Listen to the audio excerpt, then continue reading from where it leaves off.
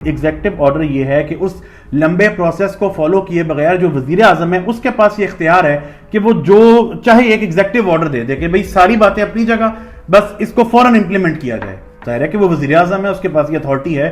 تو ایک executive order کے تحت اقتصادی دہشت گردی کی جو دفعیں ہیں وہ لگا کے ٹی ایل پی کو جو ہے وہ بین کر دیا گیا ہے. اور کیونکہ یہ ایک ایگزیکٹو آرڈر ہے تو اس کو کورٹ سے کسی قسم کی اپروول کی ضرورت نہیں ہے. ٹی ایل پی کو تو لانچ کرنے کا مقصد ہی یہ تھا کہ جو نواز شریف صاحب کا بریلوی ووٹ ہے اس کو توڑا جائے. جب یہ ممتاز قادری والا سارا واقعہ ہوا، آپ نے دیکھا کہ کس طرح سے نواز شریف صاحب کا ووٹ جو ہے وہ ٹوٹا، کیونکہ اس وقت جو ڈیسیجن میکرز تھے ان کا یہ فیصلہ تھا کہ نواز شریف صاحب کو ہٹانا ہے، ان کو سسٹم سے دور لے کے جانا ہے. ایجنسیز ہیں ان میں بھرتی ہونے کے لیے جو ایک ٹیسٹ تھا اس میں یہ سوال پوچھا گیا کہ کیا جو ممتاز قادری ہے اس نے جو سلمان تاثیر کا قتل کیا تھا وہ آپ اس کو ٹھیک سمجھتے ہیں یا غلط. آنے والے بتاتے ہیں کہ 95% لوگوں نے کہا کہ جو ممتاز قادری نے ایکسٹرا جوڈیشل ایکٹیویٹی پرفارم کی تھی وہ بالکل ٹھیک کیا تھا اس نے. یہ وہ چیز تھی کہ جس سے ایک بیل بجی، احساس ہوا ہمارے اداروں کو کہ یار یہ تو بہت زیادہ ریلیجیس ایکسٹریمزم لوگوں میں آ رہا ہے، اور یہ وہی لوگ ہیں کل کو انہی لوگوں میں سے اٹھ کے فوج میں،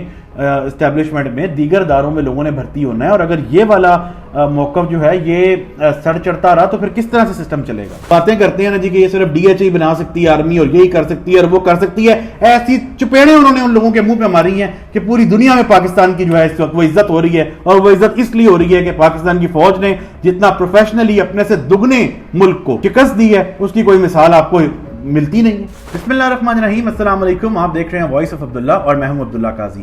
چینل کو سبسکرائب ضرور کیجئے گا، بیل آئیکن کو پریس کیجئے گا اور ہمارے اس نئے پلیٹ فارم کو سپورٹ کیجئے گا. کوشش ہماری یہی ہے کہ کوئی بھی میٹر ہو اس سے ریلیٹڈ اوتھینٹک انفارمیشن اور ان بائسڈ اوپینین ہم آپ کے ساتھ شیئر کریں. کچھ بات کر لیتے ہیں جناب. ٹی ایل پی کے حوالے سے حکومت نے تحریک لبیک پاکستان کو بین کرنے کا پراپر جو پروسیجر ہے وہ اڈاپٹ کر لیا جی، اور پابندی جو ہے ٹی ایل پی پہ وہ لگا دی گئی ہے. اس کے بارے میں ایک چیٹر چل رہی تھی کہ یہ جو ہے اب سپریم کورٹ میں ریفرنس جائے گا اور وہاں پہ پھر جو ہے یعنی 1 مہینے کا ٹائم ہوگا، ٹی ایل پی اپنا موقف دے گی اور پھر سپریم کورٹ یہ ڈیسائیڈ کرے گی کہ آیا ٹی ایل پی جو ہے وہ بین ہوگی یا نہیں ہوگی. لیکن اس میں کیا ہوا ہے کہ یہ والا جو ایک پروسیجر ہے یہ نہیں اڈاپٹ کیا گیا ایک ایگزیکٹو آرڈر کے تحت. یعنی کہ جو اگر آپ کے ملک کے حالات بہت سنگین ہوں تو ایگزیکٹو آرڈر یہ ہے کہ اس لمبے پروسیس کو فالو کیے بغیر جو وزیر اعظم ہے اس کے پاس یہ اختیار ہے کہ وہ جو چاہے ایک ایگزیکٹو آرڈر دے دے کہ بھئی ساری باتیں اپنی جگہ، بس اس کو فوراً امپلیمنٹ کیا جائے. ظاہر ہے کہ وہ وزیر اعظم ہے، اس کے پاس یہ اتھارٹی ہے. تو ایک ایگزیکٹو آرڈر کے تحت اقتصادی دہشت گردی کی جو دفعیں ہیں وہ لگا کے ٹی ایل پی کو جو ہے وہ بین کر دیا گیا ہے. اور کیونکہ یہ ایک ایگزیکٹو آرڈر ہے تو اس کو کورٹ سے کسی قسم کی اپروول کی ضرورت نہیں ہے. وزیر اعظم پاکستان جب چاہیں وہ اس طرح کا کوئی بھی ایگزیکٹو آرڈر پاس کر سکتے ہیں. اب آ جاتے ہیں ہم اس چیز کے اوپر کہ ٹی ایل پی کو جو پہلے عمران خان صاحب کے بھی دور پہ بین کیا گیا تھا، اب بھی بین کیا گیا ہے، تو آگے آنے والے حالات کیا ہوں گے. دیکھیں عمران خان صاحب کے دور پہ ٹی ایل پی کو جو بین کیا گیا تھا اس وقت جو ہمارے جو ہے اسٹیٹ ہے یا جو ڈیسیجن میکرز ہیں وہ سپورٹ کرتے تھے ٹی ایل پی کو، اور یہی وجہ ہے کہ 5-6 مہینے بعد وہ جو بین ہے وہ ہٹا دیا گیا تھا. اس دفعہ تو آپ کو بتایا تھا ہم نے کہ مسئلہ یہ ہے کہ جو ٹی ایل پی کو لانچ کرنے والے تھے، جو ان کو بیک کرنے والے تھے، ٹی ایل پی نے انہی کی بات نہیں مانی. پھر جب آپ انہی کی بات نہیں مانتے تو پھر وہی ہوتا ہے جو ٹی ایل پی کے ساتھ ہوا ہے، وہی ہوتا ہے جو سعد رضوی اور انس رضوی صاحب کے ساتھ ہوا ہے. سوال یہ پیدا ہوتا ہے کہ کیا یہ ہونا چاہیے؟ نہیں، بالکل نہیں ہونا چاہیے. کسی بھی جو انڈیویجولز ہیں ان کا اس طرح غائب ہونا یہ بالکل کسی طرح سے بھی جسٹیفائڈ نہیں ہے. یہ ایک حقیقت ہے. لیکن ہم جب بات کر رہے ہیں تو ہم پاکستان کی بات کر رہے ہیں اور یہ ایک المیہ ہے کہ یہاں پہ ایسا ہوتا ہے. اچھا جب یہاں پہ ایسا ہوتا ہے اور کریک ڈاؤن ہوتا ہے تو جو ہماری عوام ہے، بھولی عوام ہے، معصوم دن کے لوگ ہیں، ان کو بہت یہ ہو رہا ہوتا ہے کہ یہ زیادتی ہو رہی ہے، یہ ظلم ہو رہا ہے. سر بالکل زیادتی ہے، ظلم ہے، لیکن آپ یہ دیکھیں جب یہ لوگ لانچ ہو رہے ہوتے ہیں، جب ان کے پیچھے اسٹیٹ سپورٹ کر کے ان کو کھڑا کر رہی ہوتی ہے، اس وقت ان کو کیا احساس نہیں ہوتا کہ ہم ایک شارٹ کٹ اختیار کر کے ایک ایسے طریقے سے مین سٹریم میں آنے کی کوشش کر رہے ہیں جس کے کل کو نتائج بہت برے ہوں گے. اس وقت کسی کو ان پہ رحم کیوں نہیں آتا؟ اس وقت تو آپ سب لوگ سب منارے مار رہے ہوتے ہیں. تو جو چیز کہتے ہیں کہ جیسے پیدا ہوتی ہے اسی طرح ختم ہوتی ہے.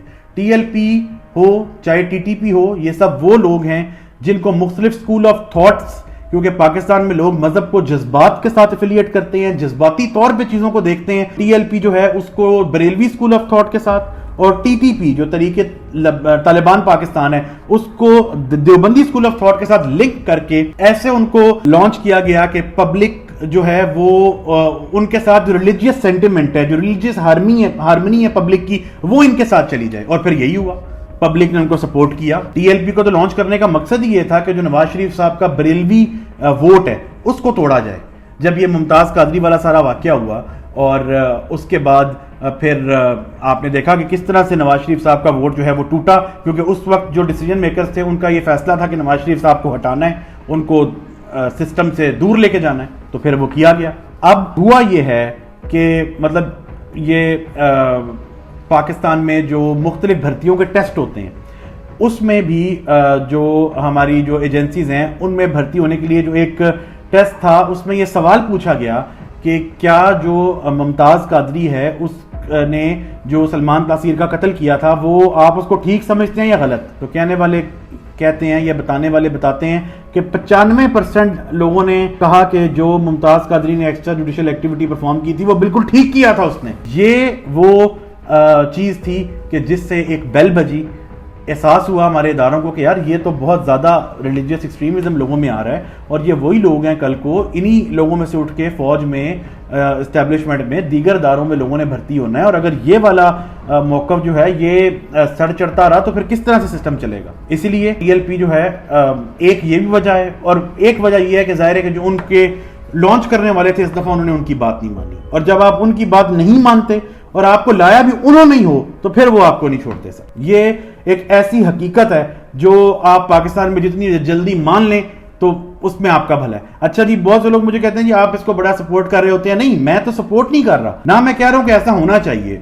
بہت آئیڈیل ہے کہ جمہوریت ہو, جو جتنے بھی ادارے ہیں ان کی انٹرفیرنس سیاست میں نہ ہو, لیکن پاکستان میں ایسا نہیں ہے نا میرے بھائی. پاکستان میں ہر بندہ, چاہے وہ نواز شریف ہے, چاہے وہ ذوالفقار علی بھٹو تھے, چاہے وہ بی بی تھیں, چاہے وہ عمران خان صاحب ہیں, چاہے وہ شہباز شریف صاحب ہیں, وہ اسی دروازے کا سہارا لے کے سیاست میں آتے ہیں. جب تک تو سیم پیج رہتا ہے, کیمسٹری میچ کرتی ہے تو سب چیزیں سب کو بہت اچھی لگ رہی ہوتی ہیں, اور جیسے ہی وہ سیم پیج ختم ہوتا ہے تو آپ کو جمہوریت یاد آ جاتی ہے. تو فی الحال تو پاکستان میں یہ چیزیں اسی طرح ہی ہیں اور اسی طرح ہی چلنی ہیں.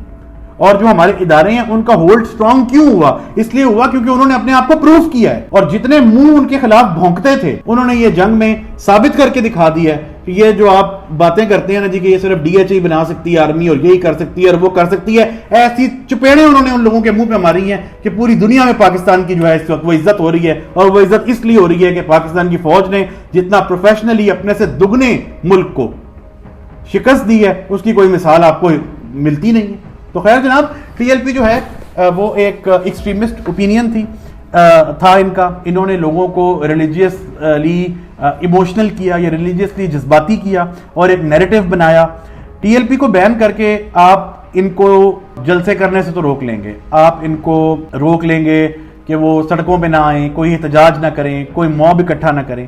لیکن سر صرف گزارش ہے کہ ہمارے جو ادارے ہیں ان کو یہ سوچنا چاہیے کہ ایسی جماعتوں کو لانچ کر کے ایک پبلک کا کامن مین جس کا دماغ خراب کر دیا ہے ایکسٹریمسٹ اوپینینز نے, ان کو ہم کیسے ٹھیک کریں گے؟ وہ جو ذہن پکے ہو چکے ہیں اس کے اوپر کہ ٹی ایل پی ہی جس کو عاشق رسول کہے گی وہی عاشق رسول ہے, اور جس کو ٹی ایل پی کافر کہہ دے یا ٹی ایل پی گستاخ قرار دے دے وہ بالکل جو ان کا کرائیٹیریا وہی ٹھیک ہے. پبلک میں جو لوگ اس اوپینین کو ٹھیک مان چکے ہیں سر, ان کی ذہن سازی ہم کس طرح کریں گے؟ ہمارا تو اتنا سسٹم بھی سٹرونگ نہیں ہے کہ ان لوگوں کو پراپر جو ہے وہ کاؤنسلنگ کی جائے اور ان کو بتایا جائے کہ یہ ایک انفارچونیٹ تھا کہ اس طرح کا ایک ایکسٹریمسٹ گروپ جو ہے وہ آیا اور اس کو فروغ ملا معاشرے میں, ورنہ اس کا اس دین سے جو اللہ نے کتاب قرآن میں اور رسول اللہ نے اپنی حدیث میں بتایا ہے اس سے کوئی تعلق نہیں. لیکن آپ دیکھیں کہ پہلے جو الیکشن ہوئے 2013 میں اس میں بھی بہت بڑے لیول پہ ووٹ لیے ٹی ایل پی نے, اور 2018 میں بھی بہت بڑے لیول پہ انہوں نے ووٹ لیے, اور اب جو 2022 کے انتخابات ہوئے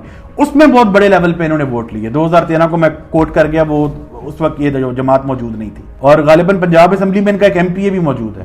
اس کا مطلب ہے کہ لوگ ان کے سٹانس کو, ان کے نیریٹو کو سپورٹ کرتے ہیں. تو سر گزارش یہ ہے کہ جب آپ ایک ریلیجیسلی موٹیویٹڈ جماعت بناتے ہیں تو پھر اس کا رزلٹ یہ نکلتا ہے کہ آپ اس جماعت کو تو اختلاف ہونے پہ یا اگر وہ اپنی حدود سے تجاوز کر جائے اس جماعت کو تو آپ ختم کر دیتے ہیں اپیرنٹلی, لیکن وہ جو نظریات اس نے عوام میں پھیلائے ہوتے ہیں, وہ جو ایکسٹریمزم وہ عوام کے ایک عام کامن بندے کو دے کے گئے ہوتے ہیں جس کو دین کا اتنا علم نہیں ہوتا, اس کا جو ہے وہ ستیہ ناش ہو جاتا. اللہ نہ کرے کہ اس طرح کی کوئی ایکسٹرا جوڈیشل ایکٹیویٹی جو سلمان تاثیر کے کیس میں ہوئی وہ دوبارہ پاکستان میں ہو. اللہ تعالی ہم سب کو اپنے سے محبت, اپنے رسول سے محبت کی توفیق دے, اور ہمیں قرآن اور حدیث کو, صحیح حدیث کو فالو کرنے کی بھی توفیق دے.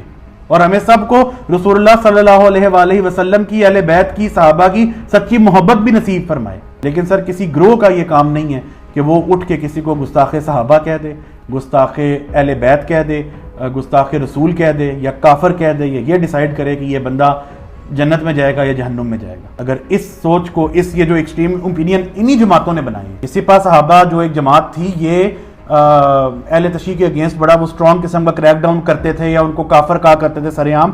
یہ طالبان کی ایک، آپ سمجھیں کہ ایک ایکسٹینڈڈ فارم تھی نا، دیوبند فرقے سے نکلی تھی. وہ بھی ٹی ایل پی جو ہے وہ ایک بریلوی اسکول آف تھاٹ جو نہایت ہی پرامن، نہایت ہی محبت کرنے والے لوگ تھے. وہ یعنی صوفیزم پہ اور اس ساری چیز پہ یقین رکھنے والے. میں ذاتی طور پہ تو اس چیز کا ریلیجیسلی بالکل قائل نہیں ہوں، لیکن یہ لوگ تو قائل تھے، اس لیے ان کا ایک طریقہ ہی اور تھا. لیکن یہ اس طرح کی جماعتیں لانچ کر کے سر ان کو اتنا ایکسٹریمسٹ بنا دیا گیا کہ وہ پھر اب ہمارے اپنے گلے کی ہڈی بن. تو بہرحال اللہ تعالیٰ پاکستان کے لیے بہتر کرے، اور ہم امید کرتے ہیں کہ آئندہ جو ہمارے ڈیسیجن میکرز ہیں اس طرح کا کوئی تجربہ نہ کریں.